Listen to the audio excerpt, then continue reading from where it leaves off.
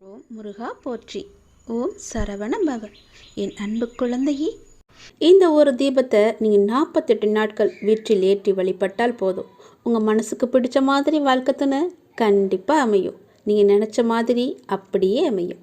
எல்லோருக்குமே நினைத்தபடி நினைத்த வாழ்க்கை அமைந்து விடுவதில்லை. நாம் ஒன்று நினைக்க அது ஒன்று நடக்கும் என்பது போல்தான் வாழ்க்கை பயணம் தொடர்ந்து கொண்டே இருக்கும். கேட்டால் கஷ்டமே இல்லாமல் வாழ்க்கை இருந்துவிட்டால் நாம் யாரும் தெய்வத்தை நினைத்து பார்க்க மாட்டோம். அதனால்தான் அடிக்கடி துன்பத்தை கொடுத்து நானும் உங்களுடன் இருக்கிறேன் என்பதை கடவுள் நமக்கு நினைவுபடுத்துவாராம்.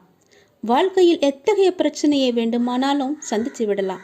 ஆனால் மனதிற்கு பிடித்த வாழ்க்கை துணை சரியாக அமையவில்லை என்றால் அது மிகப்பெரிய சாபக்கேடாக நமக்கு முடிந்துவிடும்.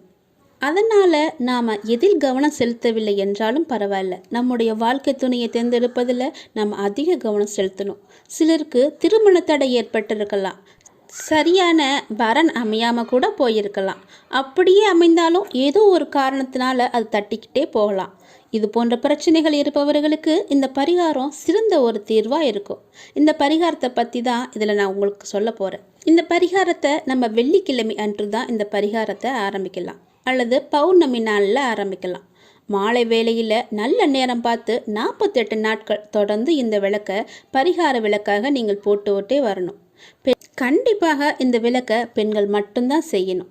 பெண்கள் தான் இதை செஞ்சே ஆகணும். திருமண தடை ஆண்களுக்கு இருந்தால் என்ன செய்வது என்று நீங்கள் கேட்கலாம்.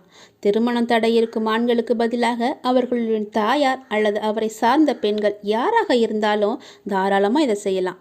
ஆனால் அந்த வீட்டில் இருக்கும் நபராக இருப்பது முக்கியமான ஒன்று.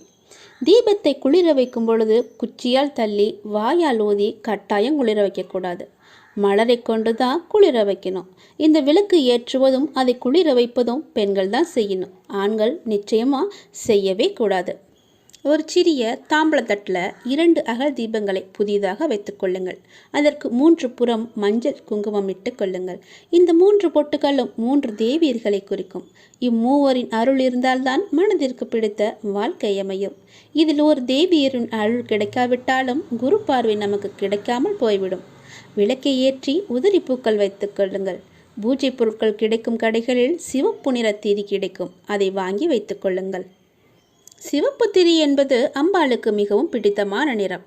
அதனால் சிவப்பு நிற திரியால் தீபம் ஏற்ற பொழுது வேண்டிய வரம் எல்லாம் கிடைக்கும் என்பது நம்பிக்கை. இந்த தீபத்தை கிழக்கு முகமாக எரிய விட வேண்டும். 48 நாட்கள் மாலை வேளையில் நல்ல நேரத்தில் அம்பாளை நினைத்து 2 சிவப்பு நிறத்தால் ஆன திரியால் மண் அகல் விளக்குகளை ஏற்றி வைத்து நம்முடைய திருமண தடை நீங்கவும் மனதிற்கு பிடித்த வாழ்க்கை துணை அமையவும் மனதார வேண்டிக் கொண்டு கீழ்வரும் மந்திரத்தை 108 முறை உச்சரிக்க வேண்டும்.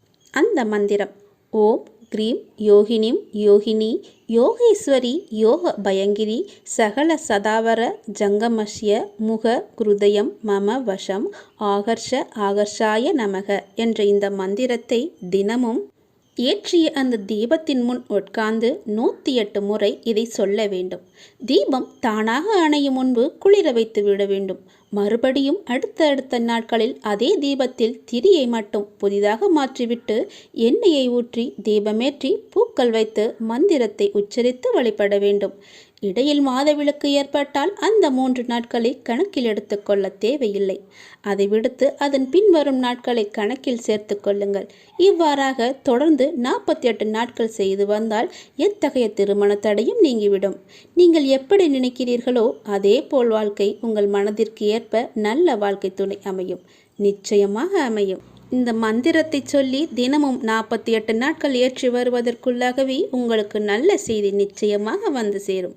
அந்த பாபாவின் அருள் உங்களுக்கு முழுவதும் உண்டு.